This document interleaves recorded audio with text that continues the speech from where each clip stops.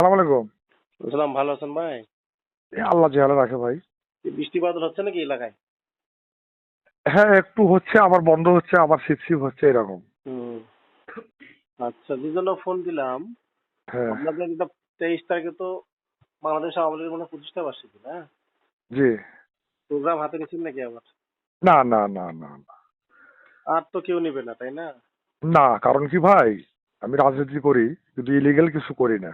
আমাদের একটু শাস্তি পাওয়ার দরকার আছে বুঝছেন। আমরা 14, 18, 24-এ ভোট প্রশ্নবিদ্ধ করছি।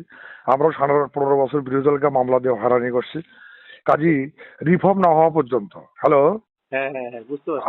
আমি 5 দফা দাবি দিয়েছি। ক্ষমতার লোভ থাকবে না, অবাধ সুষ্ঠু নিরপেক্ষ নির্বাচন, রাজনৈতিক সহাবস্থান, আইনের শাসন বাস্তবায়ন, এদেরকে নমিনেশন।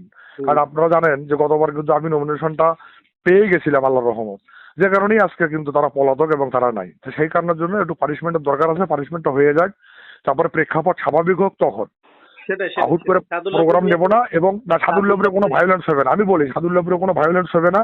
হুম। পাশাপাশি যতক্ষণ পর্যন্ত জান্তেল পর্যায়ে বাংলাদেশের রাজনীতি অবস্থা মানে আসবে না, ততক্ষণ পর্যন্ত কোনো ধরনেরই প্রোগ্রাম হবে না। বাংলাদেশের কোন উপজেলায় হবে হোক, কিন্তু আমি আমার সাদুল্লাপুর উপজেলায় আমার নেতৃত্ব আমি করতে দেবো না। আচ্ছা, ঠিক আছে, ওটাই তো জানা। কারণ আজকে যে এমপি স্মৃতি, আজকে এই কুত্তার বাচ্চা কোথায়, সেই তো বড় বেনিফিশিয়ারি। আমি কেন বলি হতে যাব? সেটাই।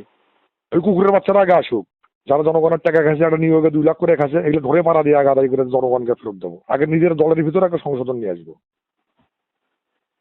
না সেটাই আর কি। তো ঠিক আছে, থ্যাংক ইউ ভাই। আচ্ছা, হ্যাঁ, ভালো ওকে থাকেন। ওকে, থ্যাংক ইউ। যাকে একটু মাঝে সাথে খোঁজ নিয়েন ভাই, আমি জি কেমন জি এটা তো আপনারা জানেন। ঠিক আছে জি কি? জি, ভালো থাকেন জি। আমি বরাবরই রাজনৈতিক সহাবস্থানে বিশ্বাস করি, সততায় বিশ্বাস করি, মানুষের ভালোবাসায় বিশ্বাস করি। এবং আজও আপনাকে একটা কথা বলি, আপনারা তো ভালো ব্রাঞ্চে কাজ করেন।